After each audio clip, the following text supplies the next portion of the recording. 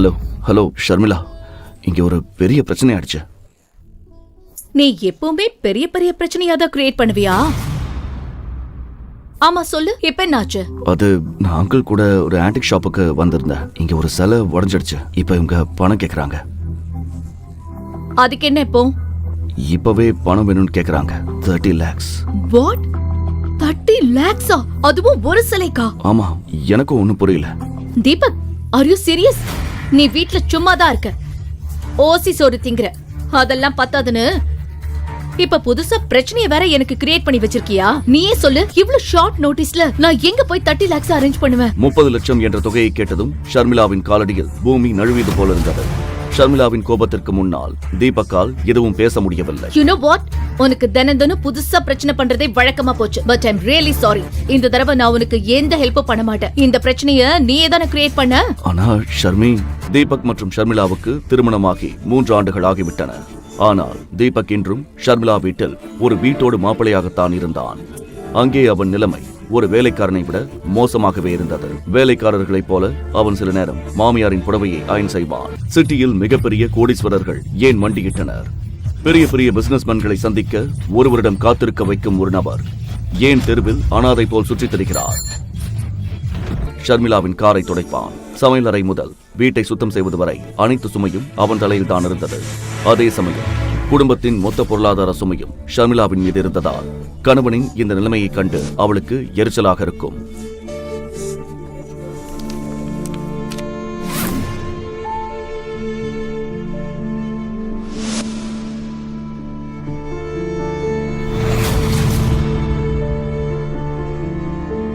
ஆனா ஷர்மி, இந்த சிலை அப்பா கையால தான் உடைச்சது.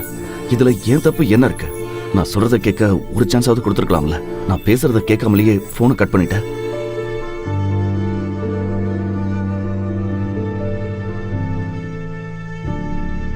என்ன மிஸ்டர், 1 மணி நேரம் ஆச்சு, இன்னும் பணமும் வரல, உனக்கு ஹெல்ப் பண்ண ஆளும் வரல. இல்ல இந்த பெரியவர் வேற கடையை விட்டு ஓட பாக்குறாரு. நல்ல வேலை செக்யூரிட்டி வர பாத்துட்டாங்க, இல்லனா எஸ்கேப் ஆக பிளான் பண்ணிட்டீங்களா? பாருங்க மிஸ்டர், மணி 2 ஆகுது. 5 மணிக்குள்ள இந்த ஆன்டிக் சிலையோட பணத்தை கட்டலனா நான் போலீஸை வர வச்சு இந்த பெரியவரை உள்ள தள்ளிடுவேன். அப்புறம் இந்த பாடி கார்ட்ஸ் உங்களை நல்லா கவனிப்பாங்க. புரிஞ்சுதா? சார் புரிஞ்சுது. ப்ளீஸ் ஒரு 2 நிமிஷம். சரி, நாங்க இதை எப்படியாவது ஷார்ட் அவுட் பண்ணிடுறோம். அங்கிள், பணம் கட்டாம இவங்க நம்மள போக விட மாட்டாங்க. ஆனா எனக்கு ஜெயிலுக்கு போக பயமா இருக்கு. ப்ளீஸ் நீ ஏதாச்சும் பண்ணு. எனக்கு பதிலா நீ ஜெயிலுக்கு போயிடு. எப்படியும் என் குடும்பம் 3 வருஷமா உனக்கு சோறு போட்டு தங்க இடம் கொடுத்துருக்குல்ல, எனக்காக இதை கூட செய்ய மாட்டியா நீ? அங்கிள், நான் ஜெயிலுக்கு போறதுல பிரச்சனை இல்லை. ஆனா நீங்க உடைச்சது சிசிடிவில ரெக்கார்ட் ஆயிருக்கு. அப்படி விட மாட்டாங்க. அந்த மேனேஜர் எப்படி மிரட்டிட்டு போறான்னு பாத்தீங்க? பேசாம பணத்தை கொடுத்துருங்க. 30 லட்சம் கொடுக்கணும். என் பாக்கெட்ல 30 ரூபாய் கூட இல்ல. நான் சம்பாதிக்கல. எனக்கு செலவுக்கே ஷர்மிளா தான் காசு தரா. என்கிட்ட வேலையும் இல்ல, காசும் இல்ல. நான் எப்படி கட்ட முடியும்? நீ ஷர்மிளாவுக்கு ஃபோன் பண்ணு. நான் அவளுக்கு ஃபோன் பண்ணேன். அவ நான் சொல்றதை கேட்காமலேயே கட் பண்ணிட்டா. நீ ஒரு யூஸ்லெஸ், சுத்த வேஸ்ட். என் பொண்ணு முன்னாடி உன்னால வாயை திறந்து பேசக்கூட முடியல. அவளுக்கு கால் பண்ணு, நான் பேசுறேன்.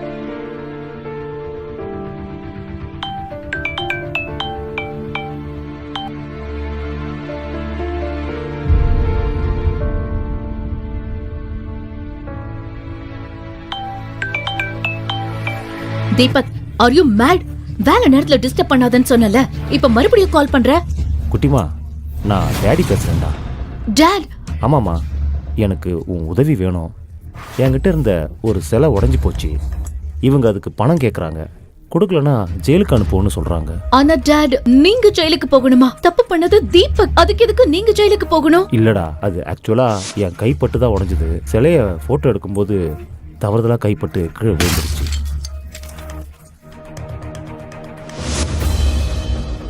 டாட், ஏற்கனவே வீட்ல தீபக் எவ்வளவு ப்ராப்ளம் பண்றான்னு உங்களுக்கு தெரியும். இப்போ நீங்களும் என் லைஃப்ல புதுசா ப்ராப்ளம் கொண்டு வரீங்களா? ஆனா குட்டிமா. சரி பரவாயில்ல, நீங்க எங்க இருக்கீங்கன்னு சொல்லுங்க, நான் அம்மாவை கூட்டிட்டு வரேன். நாங்க எக்மோர்ல இருக்கிற ஆன்டிக் ஷாப். சரி, அங்கே இருங்க, நான் இப்பவே வரேன். ஷர்மிளாவுக்கு முன்னால் ஒரு பெரிய பிரச்சனை காத்திருந்தது.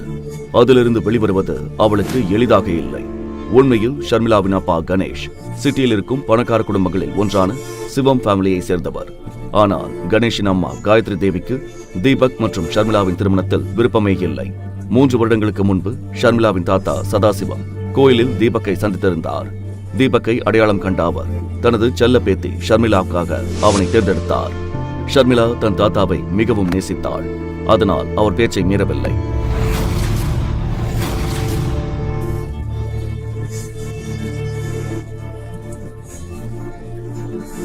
ஆனால் திருமணம் முடிந்த சில காலத்திலேயே சதாசிவம் இறந்து விட்டார். அவர் ஏன் தீபக்கை தேர்ந்தெடுத்தார், அவருக்கு எப்படி தீபக்கை தெரியும் என்ற ரகசியமும் அவருடனேயே புதைந்து விட்டது. அவர் போன பிறகு குடும்பத்தின் அதிகாரம் ஷர்மிளாவின் பாட்டி காயத்ரி தேவி கைக்கு வந்தது. காயத்ரி தேவிக்கு குடும்ப கௌரவம் மிக முக்கியம். அவரால் தன் குடும்பத்தில் தீபக் என்ற பெயரை சகித்துக் கொள்ள முடியவில்லை. அதனால் அவர் கணேஷ் மற்றும் அவர் குடும்பத்தை சிவம் குடும்ப மாளிகையை விட்டு பிரித்து வைத்தார்.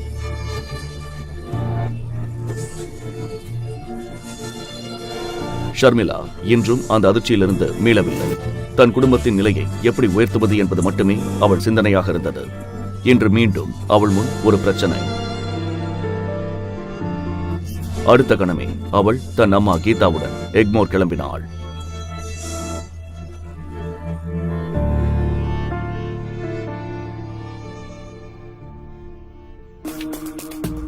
டாட், நீங்க ஓகே தானே? இதெல்லாம் எப்படி நடந்தது? நீங்க ரெண்டு பேரும் இவ்ளோ பெரிய கடையில என்ன பண்ணிட்டு இருந்தீங்க? அது ஆக்சுவலா நாங்க அந்த வழியா போயிட்டு இருந்தோம். அங்கிளுக்கு இதெல்லாம் பார்க்க ஆசையா இருக்குன்னு சொன்னாரு. அதான். எப்பவும் போல இந்த வேலையை கூட உன்னால உருப்படியா செய்ய முடியல. அவருக்கு சிலை பார்க்க ஆசையா இருந்தா நீ பார்த்து பத்திரமா கூட்டிட்டு போக மாட்டியா? இல்ல ஆண்டி, நான் இதுல என்ன பண்ண முடியும்? நான் அங்கிள் கிட்ட சொன்னேன். ஆனா அவர் சொன்னா நீ கேட்டுப்பியா? நீ எப்ப இருந்து இவ்ளோ நல்லவனா மாறின? மாம், இதெல்லாம் நம்ம அப்புறமா பேசிக்கலாம். இப்போதைக்கு எது முக்கியமோ அத பத்தி யோசிக்கலாம். இந்த 30 லட்சத்துக்கு நம்ம எங்க போறது? அத நினைச்சாதான் கோவமா வருது. உங்க அப்பாவும் நமக்குன்னு சொத்து எதுவும் வச்சுட்டு போகல. இந்த தரித்திரத்தை வேற நம்ம தலையில கட்டிட்டு போயிட்டாரு. மாம், என்ன மாம்? இந்த சிலையோட பணத்தை கட்டணும்னா நான் என் வீடு காரு எல்லாத்தையும் வித்துட்டு நடு தெருவுல தான் நிக்கணும். அப்படியே வித்தாலும் இவ்ளோ பணம் கிடைக்காது. எல்லோரும் பிரச்சனையை தீர்க்க வழி தெரியாமல் யோசனையில் ஆழ்ந்தனர். நேரம் போய்கொண்டே இருந்தது. மேனேஜரின் பார்வை கணேஷ் மீதே இருந்தது. பணம் கிடைக்கும் நம்பிக்கை இழந்த அவர் கமிஷனருக்கு தகவல் கொடுத்துவிட்டு 3 மணி நேரம் முடிவதற்காக காத்திருந்தார். டாட், நான் பாட்டி கிட்ட உதவி கேட்டு பாக்கட்டுமா? அவங்க பணத்தை நான் கொஞ்சம் கொஞ்சமா திருப்பி கொடுத்துடுறேன். ஆனா ஷர்மிளா, பாட்டி உனக்கு ஹெல்ப் பண்ண மாட்டாங்க.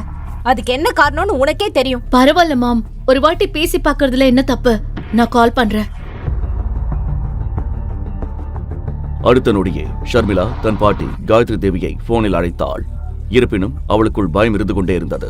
காயத்ரி தேவி தனது அழைப்பை ஏற்பாரா மாட்டாரா என்ற அச்சம் அவளுக்கு இருந்தது. ஹலோ பாட்டி, நான் அட, உன் நம்பர் என்கிட்ட இருக்கு. என்ன விஷயம்னு சொல்லு. காயத்ரி தேவி அவள் சொல்வதை கூர்மையாக கவனித்துக் கொண்டிருந்தார். சரி, நான் உனக்கு பணம் தரேன். ஆனா அதுக்கு பதிலா நீ என்னோட ஒரு கண்டிஷனை ஏத்துக்கணும். கண்டிஷனா? என்ன கண்டிஷன்? நம்ம குடும்பம் சீக்கிரமே சென்னையோட மிகப்பெரிய கம்பெனியான SV குரூப்ஸோட சேர்ந்து பிசினஸ் பண்ண போறோம். உனக்கு என் மேல கொஞ்சமாவது மரியாதை இருந்தா, இல்ல நீ என்ன பாட்டியா மதிச்சா, இப்பவே இந்த நிமிஷமே நீ டிவோர்ஸ் பண்ணிடு. அப்புறம் SV குரூப்ஸோட சேர்மன் பையன் விவேக்க கல்யாணம் பண்ணிக்கோ. ஆனா பாட்டி, நீங்க ஏன் இப்படி எல்லாம் பேசுறீங்க? இந்த விஷயத்துல தீபக் மேல எந்த தப்பும் இல்லையே. பாரு, எனக்கு அத பத்தி எல்லாம் கவலை இல்ல. உனக்கு என் கண்டிஷன் சம்மதம்னா நான் உனக்கு உதவி செய்வேன். பாட்டி, என் அப்பா உங்க பையன், சொந்த பையனுக்கே நீங்க இப்படி துரோகம் பண்றீங்களே. இன்னைக்கு கணேஷ் இந்த பிரச்சனையில இருக்கான்னா அதுக்கு காரணமே நீதான். அதனால என் கண்டிஷனுக்கு ஓகே சொன்னா நான் பணம் தர தயார். ஆனா பாட்டி, நான் ஷர்மிளாக்கு முன்னால் இப்போது வேறு வழி எதுவும் தெரியவில்லை. ஷர்மிளா, ப்ளீஸ் கவலைப்படாத. நான் ஏதாவது பண்றேன். இப்ப என்ன பண்ணுவ நீ? இவ்ளோ பெரிய தொகையை வெளியில போய் பிச்சை எடுத்துட்டு வருவியா? ஷர்மி, இப்போ நான் சொல்றத கேளு. நீ இன்னைக்கே இந்த ஆளை டிவோர்ஸ் பண்ணிட. இவன் உன் லைஃப விட்டு போயிட்டா பாட்டி நம்மள வீட்டுக்குள்ள சேர்த்துப்பாங்க. அது மட்டும் இல்லாம விவேக் உன் ஃப்ரெண்டு தானே. அவனுக்கு உன்னை பத்தி நல்லா தெரியும். அவன் கண்டிப்பா உனக்கு ஹெல்ப் பண்ணுவான். அவங்க அப்பா பெரிய பணக்காரரு. 30 லட்சம்லாம் அவங்களுக்கு ஒரு மேட்டரே இல்ல. கமான் ஷர்மி. கீதாவுக்கு இப்போது விவேக்கை தவிர வேறு வழி தெரியவில்லை. ஆனால் விவேக்கை பற்றிய ஒரு உண்மை ஷர்மிளாக்கு நன்றாக தெரியும். உண்மையில் விவேக் எஸ்வி குரூப்பின் வைஸ் பிரசிடென்ட் சேகரின் ஒரே மகன். அவன் சிறுவயதிலிருந்தே உல்லாசமாக திரிபவன். பெண்கள் என்றால் அவனுக்கு பலவீனம். அதனால் 3-4 நாட்களுக்கு ஒருமுறை ஒரு புதிய பெண் அவன் வலையில் சிக்குவாள். அவன் மீது நிறைய வழக்குகள் இருந்தாலும் சேகரின் அதிகாரம் மற்றும் பணத்திற்கு முன்னால் எந்த போலீசும் ஒன்றும் செய்ய முடியவில்லை. விவேக் பலமுறை ஷர்மிளாவிடமும் தன் வேலையை காட்ட முயற்சி செய்திருக்கிறான்.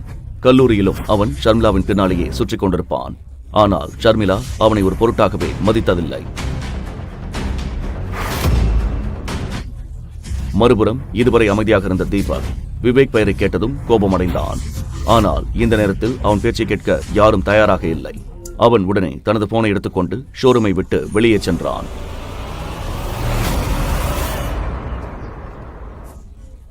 ஷோரூமுக்கு வெளியே சென்றதும் அவன் மொபைலில் ஒரு நம்பரை டயல் செய்தான். போன் ரிங் ஆக அவன் இதய துடிப்பும் வேகமாகிக் கொண்டே இருந்தது. சிதம்பரம் அங்கிள். வணக்கம் தம்பி, எப்படி இருக்கீங்க? நான் நல்லா இருக்கேன் அங்கிள். நீங்க எப்படி இருக்கீங்க? தீபக் இந்த நேரத்தில் பேசிக் கொண்டிருந்தது வேறு யாரும் அல்ல, சிவகங்கை அரச குடும்பத்தைச் சேர்ந்த அரசர் விஜய ரகுநாத சேதுபதியின் மேனேஜர் சிதம்பரத்திடம்தான். தீபக் தான் சிவகங்கை சீமையின் ஒரே வாரிசு. உண்மையில் அரச வம்சத்து இளவரசன் அவன். வைர மாளிகையில் வளர்ந்தவன். அவனை பான் வித் சில்வர் ஸ்பூன் என்று சொல்வது மிகையாகாது. ஆனால் வளர வளர வெளி உலகை அறியும் ஆர்வம் அவனுக்குள் அதிகரித்தது. அவனுக்கு அந்த ராஜ வாழ்க்கை வெறுத்து போனது. அந்த சமயத்தில் தீபக்கின் தாத்தா சேதுபதி தன் நெருங்கிய நண்பரின் பேத்தி சௌந்தர்யாவுடன் அவனுக்கு திருமணம் நிச்சயித்தார். சௌந்தர்யா அவனது சிறுவயது தோழி என்றாலும் தீபக் அவளை காதலிக்கவில்லை. ஆனால் அவன் குடும்பம் அதை ஏற்க தயாராக இல்லை.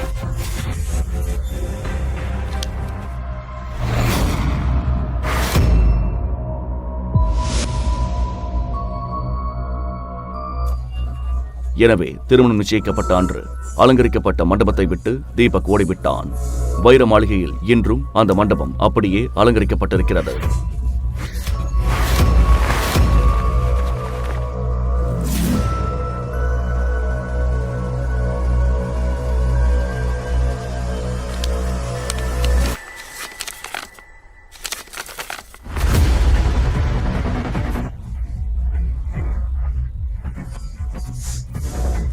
சின்னையா, நீங்க போனதுல இருந்து இந்த அரண்மனையே வெறிச்சோடி போச்சு.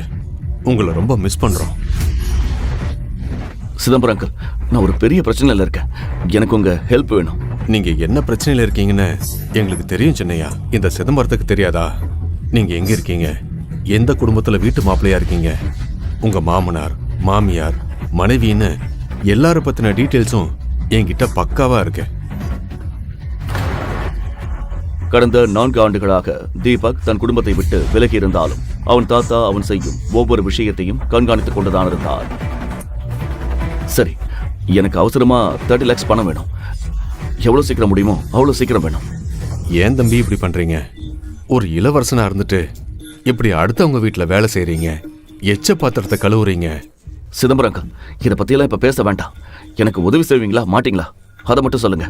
தம்பி, 30 லட்சம் நான் தரேன்.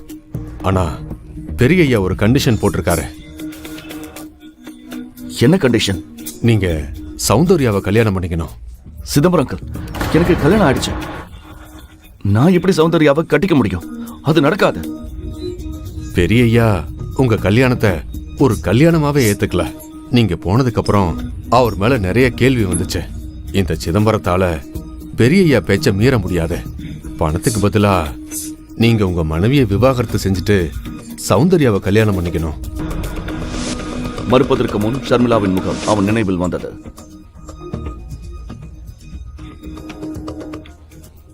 அவள் தன் மானத்தை பணையம் வைத்து விவேக் போன்ற ஒரு பொறுக்கியிடம் உதவி கேட்க போய் கொண்டிருந்தாள்.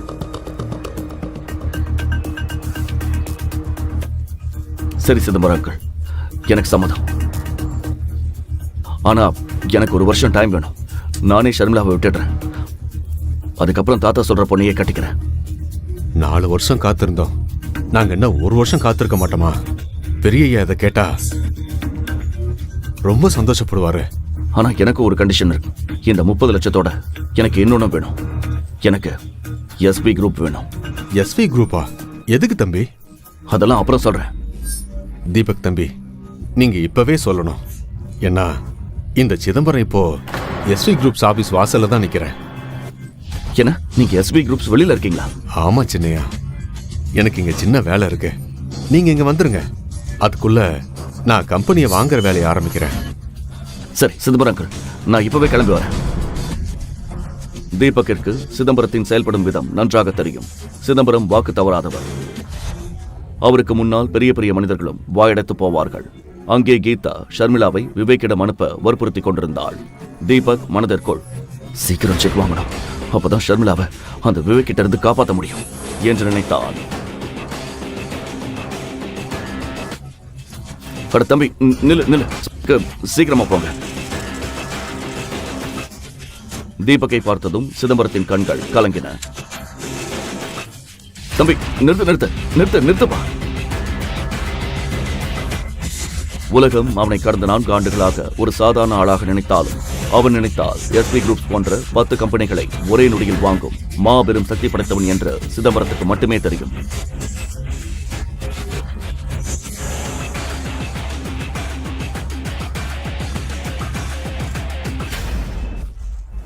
சிதம்பரங்கள், கம்பெனி வாங்குற ஃபார்மாலிட்டிஸ் முடிச்சதா? உங்க போன் வந்ததுமே எல்லாத்தையுமே முடிச்சிட்டேன்.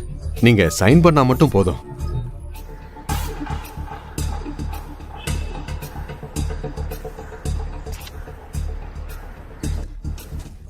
குட். நீங்க இன்னொரு வேலையும் பண்ணணும். இந்த கம்பெனி சேர்மன் சேகர், அவன் பையன் விவேக், சேகர் பர்மிஷன் இல்லாம இங்க எதுவும் நடக்காதுன்னு கேள்விப்பட்டேன். உண்மைதான். நைஸ். சேகர் ரொம்ப உழைச்சிட்டாரு. அவருக்கு ரெஸ்ட் தேவை. அவரை கம்பெனியை விட்டு தூக்கிட்டு நேரா ஜெயிலுக்கு அனுப்புங்க. இனிமே இந்த கம்பெனி பவர் உங்க கையில தான். நீங்க என்ன வேணா பண்ணலாம். நீங்க நினைச்சா நீங்களே சேர்மன் ஆகலாமே தம்பி. இல்லங்க, எனக்கு சேர்மன் பதவி வேணாம். இந்த கம்பெனியோட வைஸ் சேர்மன் யாரு? ஆதவன். அப்போ ஆதவனுக்கு ஃபோன் பண்ணி அவர் தான் இந்த கம்பெனியோட நியூ சேர்மன் சொல்லிடுங்க. சிதம்பரத்தை பார்த்து யாரும் கேள்வி கேட்க துணிய மாட்டார்கள். தீபக்கின் கண்களில் ஒரு புது ஒளி தெரிந்தது.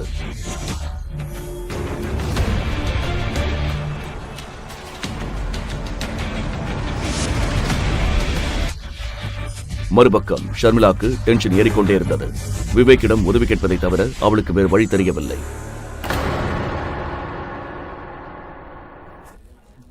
இங்கே தீபக் மற்றும் சிதம்பரம் ஆபீஸுக்குள் நுழைய அங்கே 32 வயது மதிக்கத்தக்க ஒரு பெண் அவர்களை கேபினுக்குள் நுழைய விடாமல் தடுத்தாள். நீங்க 2 பேரும் எப்படி உள்ள வந்தீங்க? யாரை கேட்டு வந்தீங்க? அவள் சேகரின் பர்சனல் செக்ரட்டரி ஷாலினி. அவளுக்கு சிதம்பரம் யார் என்று தெரியாது. நான் இங்க சேர்மன் மிஸ்டர் ஆதவனை பார்க்க வந்தேன். மிஸ்டர் ஆதவன் இந்த கம்பெனியோட வைஸ் சேர்மன்.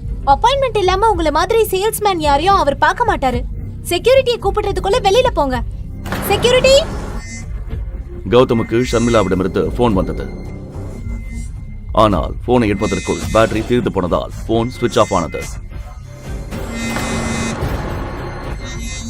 ஏமா, யாருக்கிட்ட பேசுறேன்னு தெரியுமா? இவர் சிவகங்கையோட. சிதம்பரங்கள், எனக்கு டைம் ஆகுது. பிளீஸ் மிஸ்டர் ஆதவனை வர சொல்லுங்க.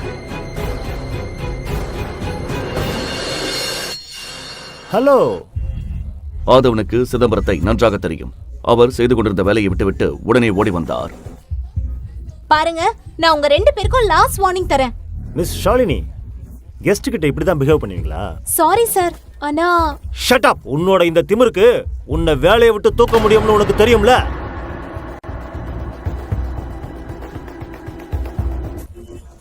ஆபீஸில் இப்படி அவமானப்பட்ட ஷாலினி உடனே சேகருக்கு போன் செய்து நடந்ததை கூறினாள். மறுபுறம் தீபக் சிதம்பரத்துடன் ஆபீஸ் ஃபார்மாலிட்டிஸை முடித்துக் கொண்டிருந்தான். மணி 4 ஆகியிருந்தது. இன்னும் 2 மணி நேரம்தான் பாக்கி.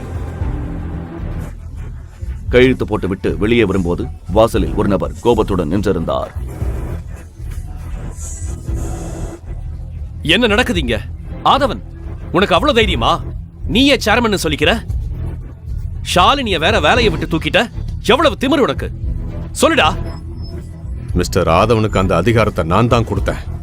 இன்னிலிருந்து அவர் தான் இந்த கம்பெனி சேர்மன். அப்படியா? நீ யாருன்னு நான் தெரிஞ்சுக்கலாமா? ஏன் கம்பெனிக்குள்ள அத்துமீறி நுழைய உனக்கு எப்படி தைரியம் வந்துச்சு? சிவகங்கை சிதம்பரம். அந்த பெயரை கேட்டதும் சேகரின் காலடியில் பூமி நழுவியது.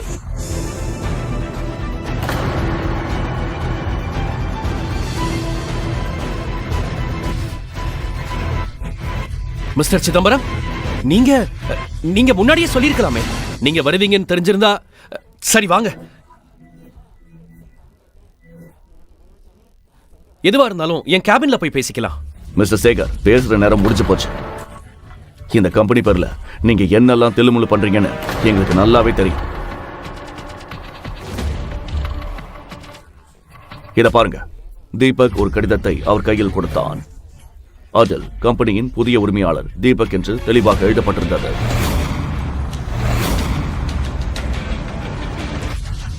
சிதம்பரம் அங்கிள், மிஸ்டர் ஆதவன் உங்ககிட்ட பேசணும், வாங்க. கேபினுக்குள் நுழைந்ததும் தீபக் கடிகாரத்தை பார்த்தான். நேரம் ஆக ஆக ஷர்மிளா மற்றும் அவள் குடும்பத்தை பற்றிய கவலை அவனுக்கு அதிகரித்துக் கொண்டே இருந்தது. மிஸ்டர் ஆதவன், இன்னிலிருந்து நீங்க தான் இந்த கம்பெனியோட சேர்மன். எல்லா முடிவையும் நீங்க தான் எடுக்கணும். நான் ரொம்ப நேர்மையா வேலை செய்வேன் சார். உங்களுக்கு எந்த கம்ப்ளைண்ட்ஸும் வராது. குட். அப்புறம் அந்த சேகர், விவேக் பத்தின எல்லா விவரமும் எனக்கு வேணும். அவங்க நிறைய பொண்ணுங்க வாழ்க்கையை நாசமாக்கியிருக்காங்க. அவங்க ஜெயிலுக்கு போற நேரம் வந்துடுச்சு. நீங்க டென்ஷன் ஆக வேண்டாம் சார். அவங்களுக்கு எதிரான எல்லா ஆதாரமும் என் லாக்கர்ல இருக்கு. என்னைக்காச்சும் ஒருத்தர் இவங்களை தட்டி கேட்பாருன்னு எனக்கு தெரியும். அந்த நாளுக்காகத்தான் நான் காத்துட்டு இருந்தேன் சார். இன்னைக்கே எல்லா ஆதாரத்தையும் உங்ககிட்ட தரேன். நைஸ். சிதம்பரம், என்னோட செக் கொடுங்க. தேங்க்யூ. சிதம்பரத்திற்கு வெளியே நின்றிருந்த பாடிகார்டிடமிருந்து போன் வந்தது. போனை எடுத்ததும் சிதம்பரம் அதிர்ச்சியுடன் தீபக்கை பார்த்தார். தீபக் எப்படி இந்த சிக்கலை தீர்க்கப் போகிறான்?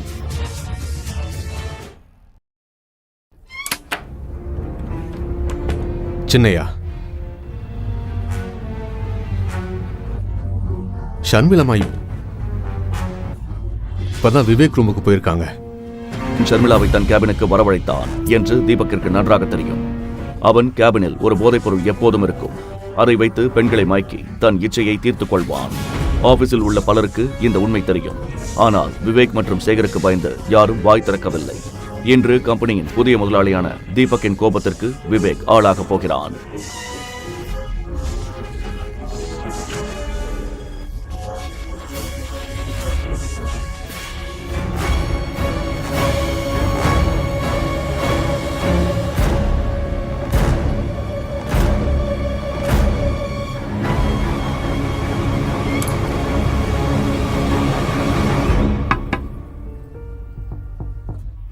Come in. சிதம்பரம் சொன்னதை கேட்டதும் செக்கை வாங்கிக் கொண்டு தீபக் விவேக்கின் கேபினை நோக்கி விரைந்தான். நீங்க யாரும் போக வேண்டாம். சின்னையா அந்த விஷயத்தை அவரே பார்த்துப்பார். அப்புறம் சின்னையா யாருன்ற உண்மை யாருக்கும் தெரியக்கூடாது. இது ரகசியமாவே இருக்கணும். கண்டிப்பா Chidambaram sir. Sharmi, come. Sit.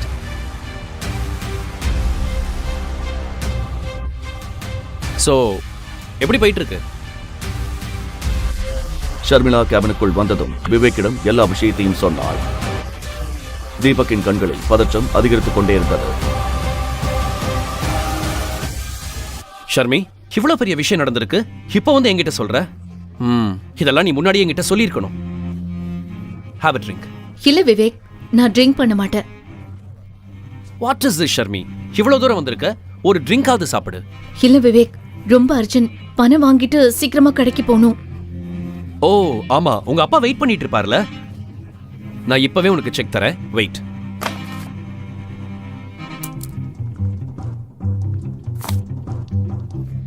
அப்புறம் நீ ட்ரிங்க் பண்ணலைன்னா எனக்கு வருத்தமா இருக்கும். தேங்க்ஸ் விவேக். ஆனா என்னால ட்ரிங்க் பண்ண முடியாது. நான் உன் பணத்தை எவ்வளவு சீக்கிரம் முடியுமோ அவ்வளவு சீக்கிரம் திருப்பி தந்துடுறேன். எனக்கு பணம் எல்லாம் ஒரு விஷயமே இல்ல. விவேக் மெல்ல ஷர்மிளாக்கு அருகில் வந்தான். அவன் கண்களில் வஞ்சக எண்ணம் தெளிவாக தெரிந்தது. யூ நோ ஷர்மி, உங்க அப்பாவை இன்னைக்கு ஜெயிலுக்கு போறதுல இருந்து யாராலையும் காப்பாற்ற முடியாது accept me. Come on, just one drink. குடிச்சிட்டு செக்க வாங்கி போய்கிட்டே இரு. இதுல யோசிக்க என்ன இருக்கு?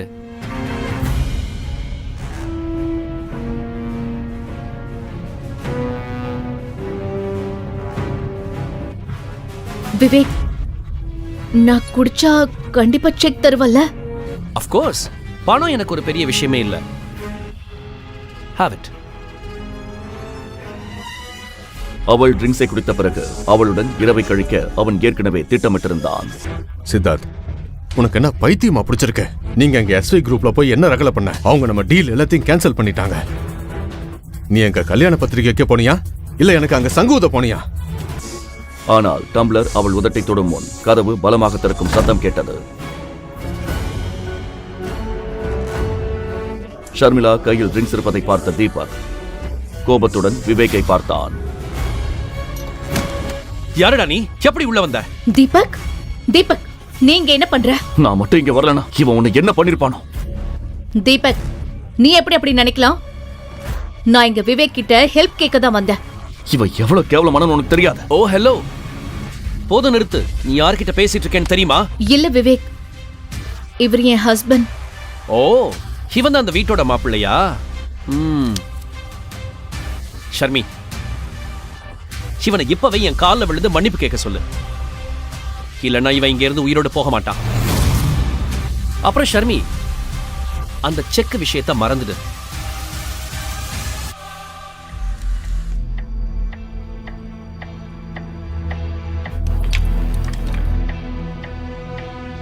யூனோ,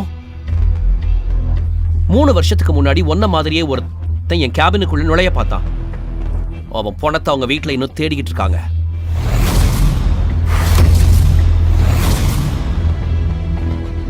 தீபக், தீபக் ப்ளீஸ் விவேக் கிட்ட மன்னிப்பு கேட்டுடு. இவன் கிட்ட மன்னிப்பு கேட்கணும்னு அவசியமே இல்ல. இவன் சும்மா மிரட்டுறான். இவன் குறைக்கிற நாய், கடிக்க மாட்டான். நாயா? 2 ரூபாய்க்கு வக்கில்லாத வீட்டோட மாப்பிள்ள இப்ப பாரு இந்த நாய் என்ன பண்ணுதுன்னு. இன்னைக்கு உன் தோலை உரிச்சு எடுக்கலன்னா என் பேர் விவேக் இல்ல. தீபக். ஹலோ இன்ஸ்பெக்டர் சிவா, நான் விவேக் பேசுறேன். இப்பவே ஜெட் வேகத்துல இங்க வாங்க. ஒருத்தன் தோலை உரிக்கணும். அப்புறம் ஷர்மி, இந்த செக் கிடைக்காது. இன்னைக்கு அவன் ஜெயிலுக்கு போறது உறுதி. விவேக், விவேக், நான் தீபக் சார்பா உன்கிட்ட மன்னிப்பு கேட்டுக்கிறேன். இல்ல ஷர்மி, இவன் இன்னைக்கு ஜெயிலுக்கு போறதை யாராலையும் தடுக்க முடியாது. அண்ட் ஃபைனலி அதுக்கப்புறம் நீ எனக்கு கிடைப்ப. தீபக், நீ என்ன பண்ற? You are finished man. இந்த அறை உனக்கு ரொம்ப காஸ்ட்லியா இருக்க போகுது.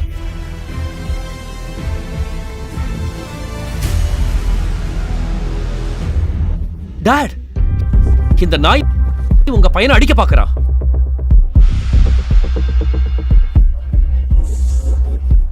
தன் அப்பா கைவிலங்குடன் இருப்பதை பார்த்து விவேக் அதிர்ந்து போனான்.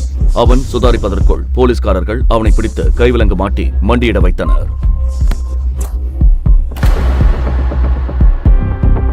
இன்ஸ்பெக்டர், உங்களுக்கு என்ன பைத்தியமா பிடிச்சிருக்கு? மிஸ்டர் விவேக், மக்களை ஏமாத்துனதுக்காகவும் நிறைய பொண்ணுங்க வாழ்க்கையை நாசமாக்குனதுக்காகவும் உன்னையும் உங்க அப்பாவையும் அரெஸ்ட் பண்றேன். டாடி, இவன் என்ன வளர்றான்? சேகரின் வாடிய முகம் நடந்ததை சொல்லாமல் சொன்னது. ஷர்மிளாக்கு ஒன்றும் புரியவில்லை. இன்ஸ்பெக்டர் சார், இவன் என் மனைவிக்கு ட்ரிங்க்ஸ் கொடுக்க பார்த்தான். அதுல ட்ரக்ஸ் கலந்திருக்கு. ப்ளீஸ் செக் பண்ணுங்க. இன்ஸ்பெக்டர் தன் கைக்குட்டையில் அந்த பானத்தை ஊற்றினார். சிறிது நேரத்தில் கைக்குட்டை நீல நிறமாக மாறியதைக் கண்டு அனைவரும் அதிர்ச்சி அடைந்தனர்.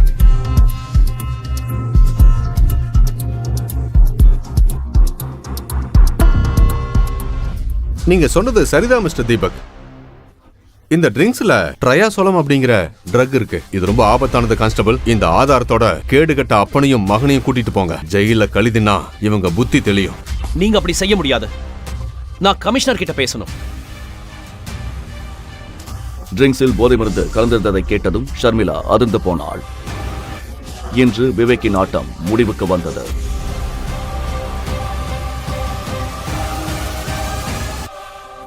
ஷர்மி, இப்போது தீபக்கிடம் சொல்ல நிறைய விஷயங்கள் இருந்தன.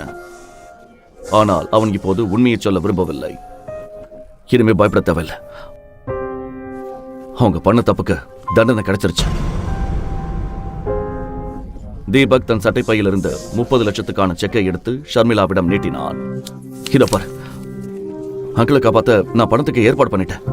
ஆனா இவ்வளவு பெரிய தொகையை இவ்வளவு சீக்கிரம் நீ எப்படி ரெடி பண்ண?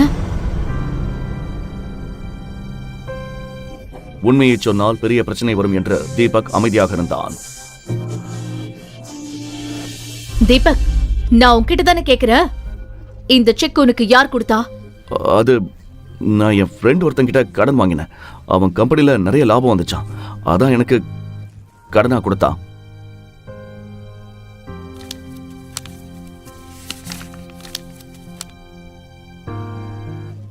ஷர்மிளா ஆச்சரியத்துடன் அந்த செக்கை பார்த்து கொண்டிருந்தாள். இந்த பணத்தை நம்ம பொறுமையா திருப்பி தரலாம், அவனுக்கு ஒன்றும் அவசரம் இல்லை.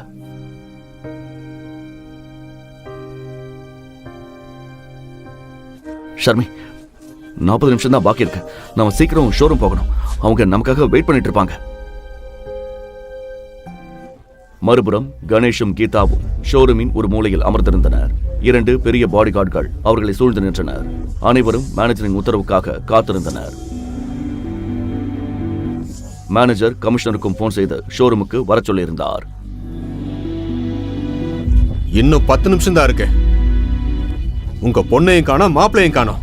நீங்க பணம் தருவீங்கன்னு எனக்கு தோணல. பேசாம ஜெயிலுக்கு போக ரெடியா இருங்க. ஷர்மி, ஷர்மி, பணம் கிடைச்சதா? என் உயிரே போயிடுச்சு. மாம், டோன்ட் வரி. இதோ செக்.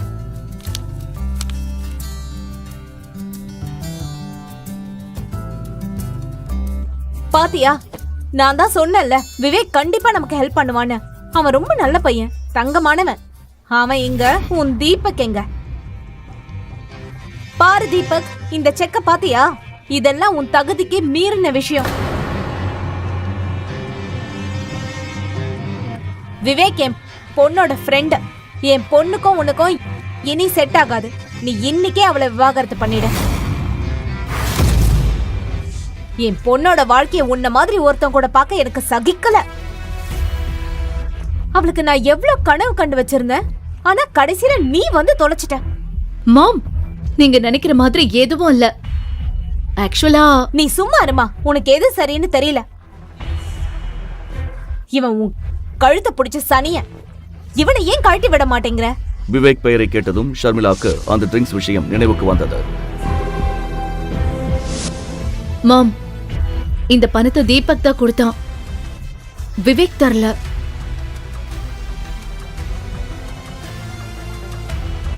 என்னது? இவனுக்கா?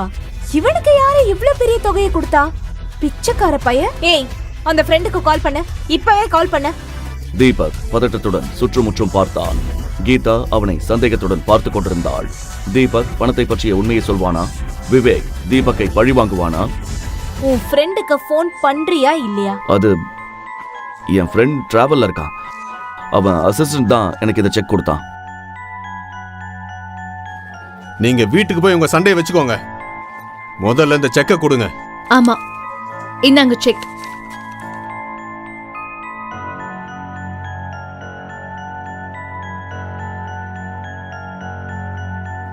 மாம், நீங்க விவேக்க பத்தி என்ன நினைச்சிட்டு இருக்கீங்களோ அது உண்மை இல்ல. விவேக் பணத்துக்கு பதிலா என்கிட்ட தப்பா நடந்துக்க பார்த்தான்.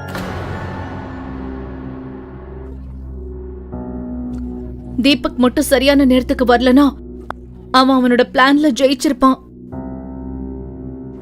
கண்ணா, நீ நல்லா இருக்கல்ல? கீதாவுக்கு தன் காதுகளையே நம்ப முடியவில்லை. உனக்கு ஒன்றும் ஆகலையேம்மா? இல்ல டாட், ஐம் ஃபைன் நவ். இதுல யோசிக்க வேண்டிய விஷயம் என்னன்னா, இவன் எப்படி இவ்வளோ காசு கொண்டு வந்தான்? சரி, எனக்கு அதை பத்தி எல்லாம் கவலை இல்லை. வாழ்க்கையில முதல் முறையா இவன் ஏதோ உருப்படியா செஞ்சிருக்கான். என்ன உருப்படியா செஞ்சிருக்கான்? எங்கேயோ பிச்சை எடுத்துட்டு வந்திருப்பான். நாம தானே திருப்பி கட்டணும்.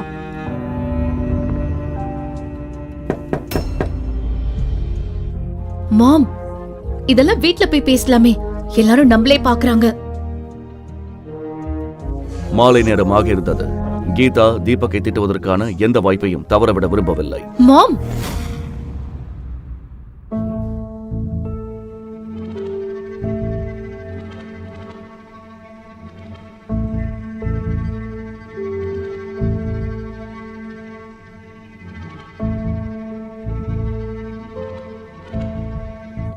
இங்கே நின்னுட்டு இருக்காத, போய் டீ கொண்டு வா.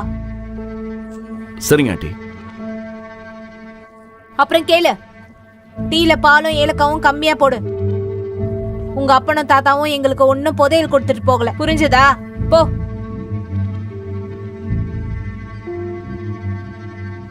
இதை கேட்டு தீபக் மனதிற்குள் சிரித்துக் கொண்டான். ஏனெனில் ஷர்மிளாவின் தாத்தா சதாசிவம் தொழில் தொடங்க பணமே தீபக்கின் தாத்தா தான் கொடுத்திருந்தார். ஒரு காலத்தில் சதாசிவத்தின் முன்னோர்கள் சிதம்பரத்தைப் போல அரசு குடும்பத்திற்கு வேலை செய்தவர்கள் தான். எதுக்கு பல்ல காட்டுற?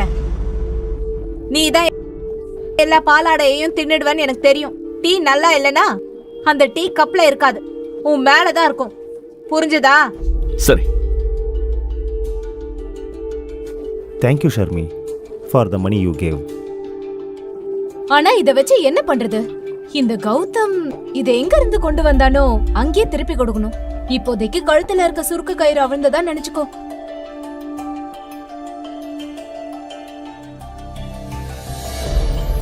ஷர்மிளா தனது சேமிப்பை பற்றி யோசிக்க தொடங்கினாள். ஏனென்றால் தீபக் வாங்கிய பணத்தை அவள் சீக்கிரம் திருப்பிக் கொடுக்க வேண்டும். அப்போது வழக்கம் போல் தீபக் சாப்பாட்டை பற்றி கேட்க வந்தான். ஏனென்றால் வீட்டில் கீதாவுக்கும் கணேஷுக்கும் அடிக்கடி வெவ்வேறு விருப்பங்கள் இருக்கும். மாம், இப்போதைக்கு நம்ம சேவிங்ஸ்ல எவ்வளவு இருக்கோ அதை கொடுத்துடலாம். மீதி பணத்தை நான் கொஞ்சம் கொஞ்சமா தீபக் கிட்ட கொடுத்துடுறேன். சரி, முதல்ல அவன் கிட்ட கேளு, அவன் பணக்கார ஃப்ரெண்ட மீதி காசை அப்புறமா வாங்க ஒத்துக்குவானான்னு. ஏன்னா நம்ம கிட்ட வெறும் 5 லட்சம் தான் இருக்கு. ஒருவேளை அவன் ஒத்துக்கலன்னா? இல்லாண்டி அவனுக்கு ஒன்னும் அவசரம் இல்ல, பொறுமையா கொடுத்தா போதும்னு சொல்லிட்டான். அப்ப சரி, நாம அப்புறமாவே கொடுத்துக்கலாம். ஆனா மாம், இப்போதைக்கு இந்த 5 லட்சத்தை கொடுத்துடலாம்ல?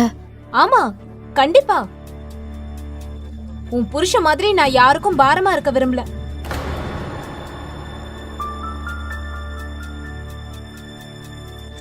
சரி தீபக், நீ பணத்தை திருப்பி கொடுக்கும்போது உன் ஃப்ரெண்டுக்கு என் சார்பா தேங்க்ஸ் சொல்லிடு. நமக்கு பெரிய உதவி பண்ணிருக்காரு.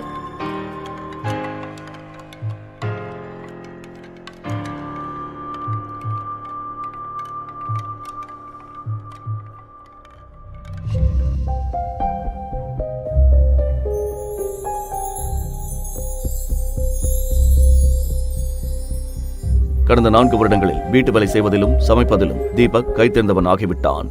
அவனுக்கு எந்த கடினமான உணவையும் சமைக்க அதிக நேரம் ஆகாது. சிறிது நேரத்தில் அனைவரும் சாப்பிட்டுவிட்டு தங்கள் அறைக்கு சென்றனர்.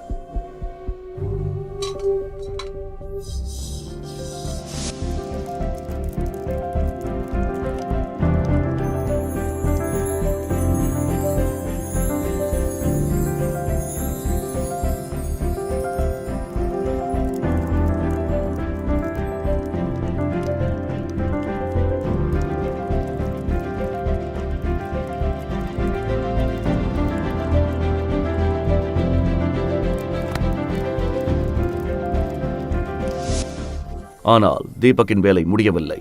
அவன் சமையல் அறையில் பாத்திரங்களை கழுவிக் கொண்டிருந்தான். தீபக் காலப்போக்கில் தன்னை எல்லாவற்றிலும் மாற்றிக்கொண்டிருந்தான். பாத்திரங்களை கழுவிக் கொண்டிருக்கும் போது திடீரென ஷர்மிளாவின் முகம் அவன் நினைவில் வந்தது. இன்று முதல் முறையாக ஷர்மிளாவின் கண்களில் தனக்கான மரியாதையை அவன் கண்டான். அவன் அதை நினைத்து சிரித்துக் கொண்டிருக்கும் போதே அவன் போன் அடித்தது. சாரி சார், டிஸ்டர்ப் பண்ணிட்டேனா? அப்பாயின்மெண்ட் லெட்டரில் உங்கள் சைன் வேணும் சார். நாளைக்கு எப்போ வரீங்க? நான் நாளை காலையில் ஆஃபீஸ் வந்துடுறேன். Okay sir. இவ்வளவு ராத்திரியில யார்கிட்ட போன்ல பேசிட்டு இருக்க? அது கிரெடிட் கார்டு காரங்க. எப்ப பார்த்தாலும் ஃபோன் பண்ணி டார்ச்சர் பண்றாங்க. எனக்கும் கடுப்பா இருக்கு.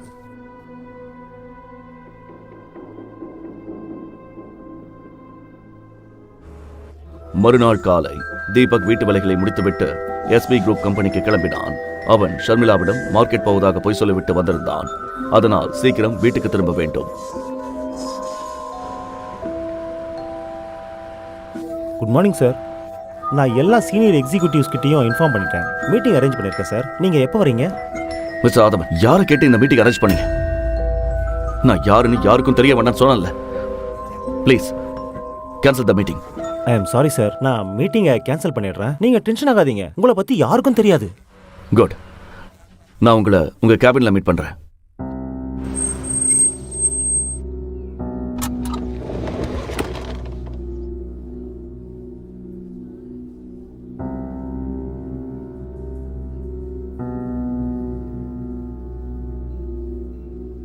அட மாமா, நீங்க இங்க வழி மாறி வந்துட்டீங்களா? ஏன்னா லூசஸ்க்கு இந்த கம்பெனில இடம் கிடையாது. அவனுக்கு முன்னால் நின்று கொண்டிருந்த பெண் வேறு யாரும் அல்ல, ஷர்மிளாவின் கசன் கார்த்திகா தான். கார்த்திகாவுக்கு சிறு வயதிலிருந்தே ஷர்மிளாவை பிடிக்காது. அதற்கு பல காரணங்கள் இருந்தன. ஷர்மிளா சிறு வயதிலிருந்தே புத்திசாலி, பார்ப்பதற்கு மிகவும் அழகாக இருப்பாள். ஷர்மிளாவுக்கு தீபக் போன்ற ஒரு உதவாக்கரை கணவனாக கிடைத்ததில் கார்த்திகாவுக்கு தான் அதிக மகிழ்ச்சி. ஒரு நிமிஷம். இன்னும் சில தினங்களில் கார்த்திகாவின் திருமணம் நகரின் மிகப்பெரிய பணக்காரரான கேசவனின் ஒரே மகன் சித்தார்த்துடன் நடக்கவிருந்தது. கேசவனும் எஸ்வி குரூப்ஸுடன் சேர்ந்து பிசினஸ் செய்பவர்தான். எஸ்வி குரூப்ஸின் தயவால் தான் அவருக்கு சென்னையில் பெரிய செல்வாக்கு இருந்தது. இந்த செல்வாக்கையும் பெயரையும் பார்த்துதான் ஷர்மிளாவின் பாட்டி காயத்ரி தேவி தன் பேத்தி கார்த்திகாவுக்கு திருமணத்தை சித்தார்த்துடன் முடிவு செய்தார். தீபக் வழக்கம் போல் கார்த்திகாவின் கிண்டல்களை கேட்டு அமைதியாக நின்றார். சரி விடு, நீ என்னத்த சொல்ல போற? எங்கள மாதிரி ஆளுங்க முன்னாடி நிக்கிற தகுதி கூட இல்ல உனக்கு. வெல், நாங்க சேகர் அங்கிள பார்த்து எங்க இன்விடேஷன் கார்டு வைக்க வந்தோம். நீ வேணும்னா கல்யாணத்துக்கு வரலாம். உனக்கு நான் வெயிட்டர் வேலை ரிசர்வ் பண்ணி வைக்கிறேன். உங்க கல்யாணத்துல வெயிட்டரா இருக்கிற ஆசை எனக்கு கொஞ்சம் கூட இல்ல.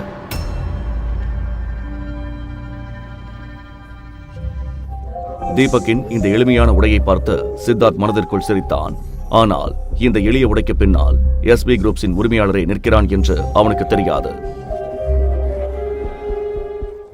ஓ, அப்போ இவர்தான் அந்த வீட்டோட மாப்பிள்ளை கௌதமா? உன்னை பத்தி நிறைய கேள்விப்பட்டிருக்கேன்.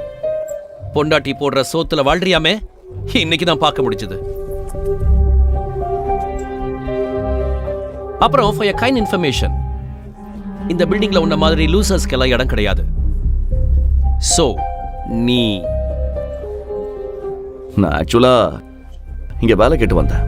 வேலையா? சீரியஸ்லி? இங்க பெருக்கிறதுக்கும் துடைக்கிறதுக்கும் எந்த வேலையும் காலியா இல்ல. கார்த்திகா, இவர் செக்யூரிட்டி வேலைக்கு வந்திருப்பாருன்னு நினைக்கிறேன். All the best. மாமா, ஷர்மிளாவோட சம்பளம் வீட்டு செலவுக்கே பத்தாது இல்லையா? ஆனா உங்களுக்கு இங்க வேலை கிடைக்க சான்ஸ் கம்மி தான். ஒரு வேலை பண்ணு, இத வச்சுக்கோ. இது உனக்கு உதவும். இது யாருக்கு உதவ போகுதுன்னு காலந்தான் பதில் சொல்லும். இதை பத்திரமா வச்சுக்கோங்க. சீக்கிரமே இது உங்களுக்கு தேவைப்படும். என்ன சொன்ன? என்கிட்ட எப்படி பேச உனக்கு எவ்வளவு தைரியம்? இதுக்கப்புறம் என்ன சொன்னாலும் என்ன செஞ்சாலும் யோசிச்சு செய்யுங்க. புரிஞ்சுதா? என்னடா என்ன பண்ணுவ நீ? சொல்லு, என்ன பண்ணுவ? பேபி விடு. இந்த தெரு பொறுக்கி கிட்ட எதுக்கு பேசிட்டு இருக்க? நம்ம வந்த வேலைய முடிப்போம். இவனுக்கு தான் எந்த வேலை வெட்டியும் இல்லையே.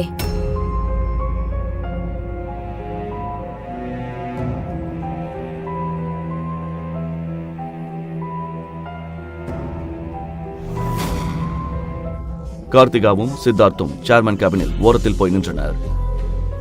சித்தார்த்தின் மனதில் தீபக் சொன்ன வார்த்தைகளை ஓடிக்கொண்டிருந்தன. விடு பேபி, நீ இன்னும் அந்த வீட்டோட மாப்பிள்ளைய பத்தியே யோசிச்சுட்டு இருக்கியா? கார்த்திகா, இவன் தப்பான ஆள்கிட்ட மோதிட்டான்.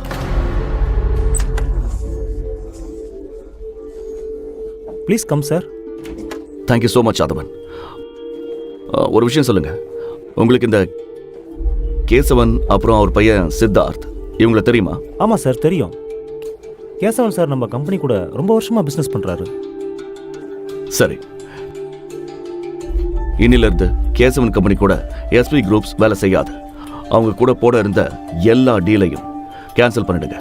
அப்புறம் மற்றவங்களை மதிக்க தெரியாதவங்க கூட நாம வேலை செய்ய மாட்டோம்னு அவங்களுக்கு தகவல் சொல்லிடுங்க. ஏன்னா பிசினஸ் அவங்க தகுதியை பார்த்து பண்றதில்ல, அவங்க குணத்தை பார்த்து பண்றது.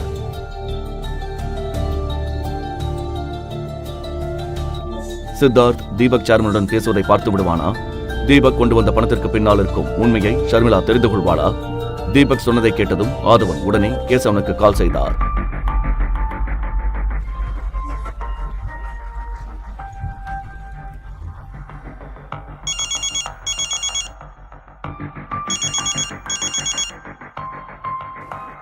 Hello hello mister Kesavan. நான் ஆதவன் பேசுறேன், எஸ்வி குரூப்ஸோட புது chairman. Yes yes yes mister Radhavan. உங்களுக்கு ஒரு பேட் நியூஸ். இன்னிலிருந்து எஸ்வி குரூப்ஸ் உங்க கூட சேர்ந்து வேலை செய்யாது. நமக்கு நடுவில் கையெழுத்தான எல்லா டீல்ஸையும் நான் இப்பவே கேன்சல் பண்றேன். டாக்குமெண்ட்ஸ் உங்க ஆபீஸுக்கு வந்துடும். அப்புறம் இன்னொன்னு நல்லா கேட்டுக்கோங்க, எஸ்வி குரூப்ஸ் பெருக்கி துடைக்கிறவங்க கூட வேலை செய்யறதில்ல. மறுபுறம் சித்தார்த்தும் கார்த்திகாவும் சேர்மனை பார்க்க காத்திருந்தனர். உள்ளே வந்ததும் எஸ்வி குரூப்ஸ் புதிய சேர்மன் ஆதவன் என்று அவர்களுக்கு தெரிந்தது. சித்தார்த் ஆச்சரியப்பட்டாலும் ஆதவனை சந்தித்து பேச விரும்பினார்.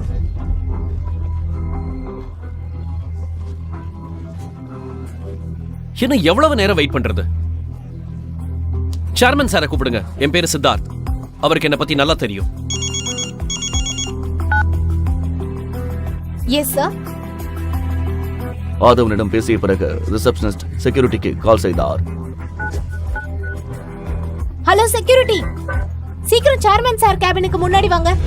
சேர்மன் என்ற வார்த்தையை கேட்டதும் செக்யூரிட்டி கார்டு துப்பாக்கியுடன் ஓடி வந்தார். சித்தார்த்தும் கார்த்திகாவும் என்ன நடக்கிறது என்று புரிந்து கொள்வதற்குள் துப்பாக்கி ஏந்திய காவலர் அவர்கள் முன் நின்றார். ஹலோ, உங்களுக்கு என்ன பைத்தியமா? ஏன் இப்படி பண்றீங்க? ஐம் சாரி மிஸ்டர் சித்தார்த், ஆனா உங்க கம்பெனி கூட இருந்த எல்லா டீலையும் எஸ்வி குரூப்ஸ் கேன்சல் பண்ணிடுச்சு. அப்புறம் பெருக்கி துடைக்கிறவங்க கூட வேலை செய்ய முடியாதுன்னு சேர்மன் சார் சொல்லிட்டாரு. என்ன உளறிட்டு இருக்கீங்க? நான் ஆக்சுவலா இங்க வேலை கேட்டு வந்தேன். சீரியஸ்லி? இங்க பெருக்கிறதுக்கும் துடைக்கிறதுக்கும் எந்த வேலையும் காலியா இல்ல என்று எஸ்வி குரூப் நிறுவனம் அவர்களது ஒப்பந்தங்கள் அனைத்தையும் ரத்து செய்தார். அவர்கள் ஒரே இரவில் நடுத்தருவிற்கு வந்து விடுவார்கள். திடீர்னு எப்படி நீங்க இப்படி முடிவெடுக்கலாம்? எங்க அவரு? நான் அவரை பார்க்கணும். செக்யூரிட்டி, சீக்கிரமா உங்களை வெளியில அனுப்புங்க. காவலர் சித்தார்த்தின் கையை முறுக்கி அவனை கீழே உட்கார வைத்தார். சித்தார்த் வலியால் துடித்தான். விடுங்க. இதை பார்த்ததும் கார்த்திகா உடனடியாக அவனை காப்பாற்ற வந்தார். ப்ளீஸ் ப்ளீஸ், நீங்க அப்படி செய்யாதீங்க. நாங்க போயிடுறோம். கார்த்திகா அழுவதை பார்த்ததும் காவலர் சித்தார்த்தின் கையை விட்டார். அப்போது அவனுக்கு கேசவனிடமிருந்து போன் வந்தது. அப்பா, நான் ஒண்ணுமே பண்ணலப்பா. நான் சும்மா கார்த்திகா கூட கார்டு கொடுக்க தான் வந்தேன். நாங்க சேர்மனை கூட பார்க்கல. But shut up. உன் முட்டாள்தனத்தால நான் எவ்வளவு பெரிய விலை கொடுக்க வேண்டியிருக்கு தெரியுமா? நாம நடுத்தருவுக்கு வர போறோம். இப்பவே அங்கிருந்து கிளம்பி இங்க வா.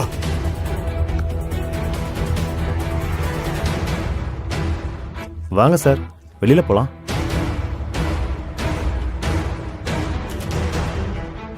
காரில் அமர்ந்ததும் சித்தார்த்தின் கவனம் தீபக்குடன் நடந்த வாக்குவாதத்தின் பக்கம் திரும்பியது.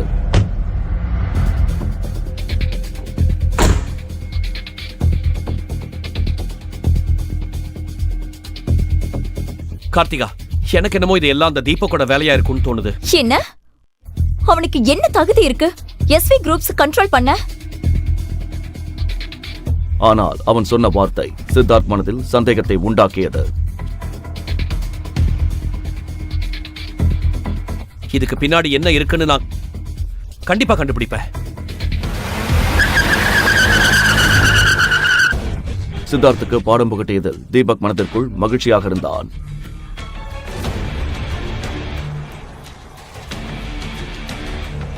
அடுத்த கணமே எல்லா டாக்குமெண்டிலும் கையெழுத்திட்டு விட்டு வீட்டுக்கு கிளம்பினான்.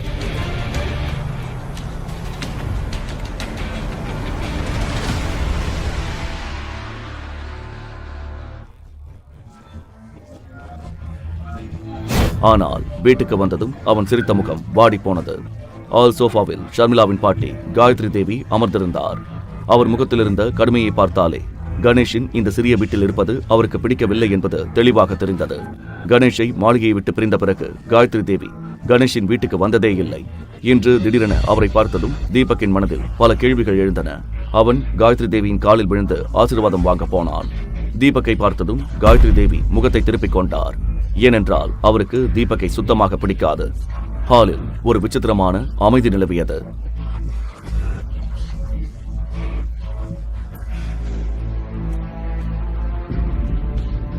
அத்தை, டீ சாப்பிடுங்க.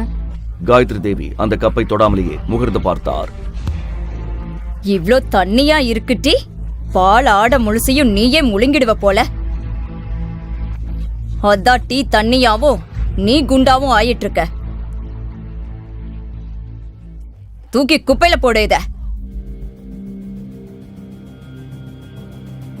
கீதா எப்படி தீபக்கை திட்டுவதற்கு ஒரு வாய்ப்பை கூட விடமாட்டாளோ அதேபோல் காயத்ரி தேவியும் கீதாவை கேவலப்படுத்துவதை வழக்கமாக வைத்திருந்தார். எல்லாரும் கேளுங்க, நான் இங்க கார்த்திகாவோட கல்யாண பத்திரிக்கை வைக்க வந்தேன். ஆக்சுவலா நீங்க இந்த கல்யாணத்துக்கு வரணும்னு எனக்கு ஆசையே இல்ல. ஆனா பார்ட்டிக்கு வர மத்தவங்க தேவையில்லாத பிரச்சனைய உண்டு பண்ணிடக் கூடாதுன்னு தான்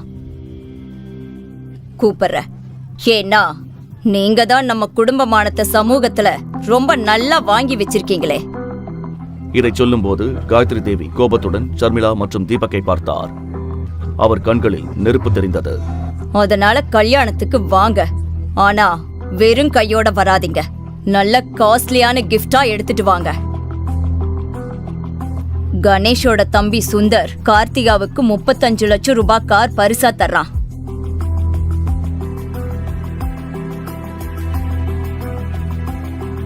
அவ்வளோ பெரிய பரிசு கொடுக்க உனக்கு தகுதி இல்லதா? ஆனாலும் அட்லீஸ்ட் ஒரு 5 லட்சத்துக்காவது நெக்லஸ் வாங்கிட்டு வா. இதை கேட்டதும் ஷர்மிளாவுக்கு தூக்கி வாரி போட்டது. ஏனென்றால் குடும்ப சேமிப்பு பணம் முழுவதையும் அவள் தீபக்கின் நண்பனுக்காக கொடுத்து விட்டிருந்தாள். இல்ல பாட்டி, 5 லட்சம் ரொம்ப அதிகம். அவ்வளவு காஸ்ட்லியான கிஃப்ட் எங்களால வாங்க முடியாது. ஆமாங்க அத்தை, குடும்பத்துல சேவிங்ஸ் கூட எதுவும் இல்ல. இவ்ளோ காஸ்ட்லியான கிஃப்ட். நீ உன் கிட்னிய விப்பியோ இல்ல வீட்டை விப்பியோ எனக்கு அத பத்தியெல்லாம் கவலை இல்ல. ஆனா கிஃப்ட் 5 லட்சத்துக்கு குறையாம இருக்கணும். காயத்ரி தேவியின் கராரான குரலை கேட்டு அனைவரும் ஒருவர் முகத்தை ஒருவர் பார்த்துக் கொண்டனர். சொல்லிவிட்டு காயத்ரி தேவி கோபமாக வீட்டை விட்டு வெளியேறினார்.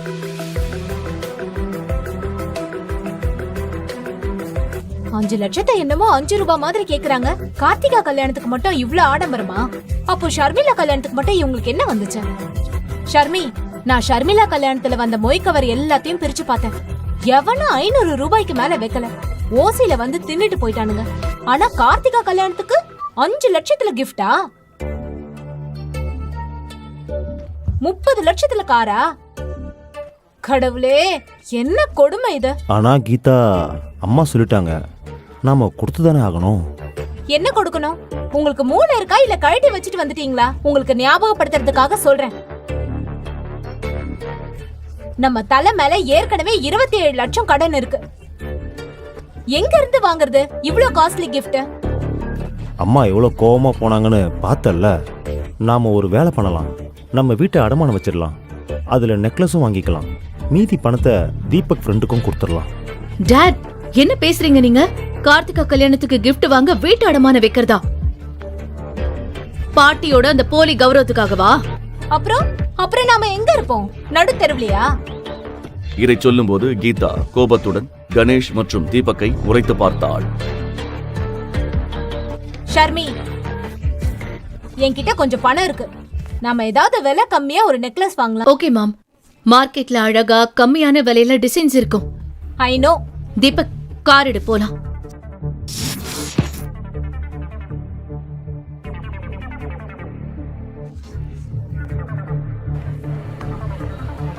சிறிது நேரத்தில் அனைவரும் டி நகர் மார்க்கெட்டுக்கு சென்றனர். அங்கே ஒரு பெரிய நகை கடைக்கு வெளியே தீபக் காரை நிறுத்தினான். இது டி நகரில் மிகவும் பிரபலமான நகைக்கடை.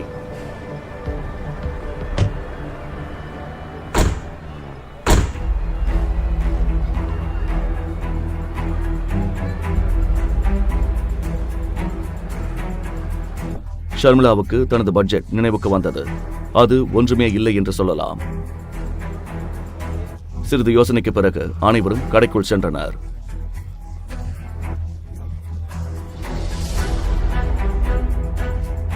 ஏய் தம்பி, சீக்கிரம் வேலையை பாரு, கஸ்டமர் வர நேரமாச்சு. கடைக்குள் நுழைந்ததும் ஒரு குண்டு மனிதர் அவர்களை பார்த்து சிரித்தார். வாங்க வாங்க, வணக்கம். சொல்லுங்க, என்ன காட்டட்டும்? நெக்லஸ், அப்புறம் கொஞ்சம் கம்மல் பார்க்கணும். இதோ இத பாருங்க, நல்ல டிசைன்.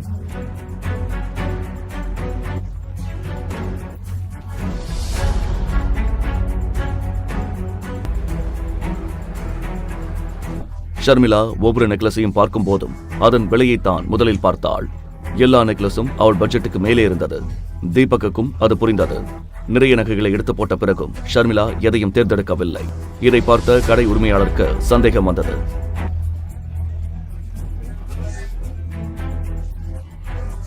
தீபக்கும் ஷர்மிளாவும் சைகையில் பேசிக் கொள்வதை பார்த்ததும் இவர்கள் ஏமாற்று பேர் வழிகளோ என்று நினைத்தார். அடுத்த நொடியே அவர் வெளியே நின்றிருந்த செக்யூரிட்டிக்கு சைகை காட்டினார்.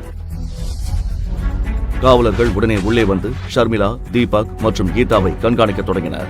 இதை பார்த்த ஷர்மிளாவும் கீதாவும் பயந்து போயினர்.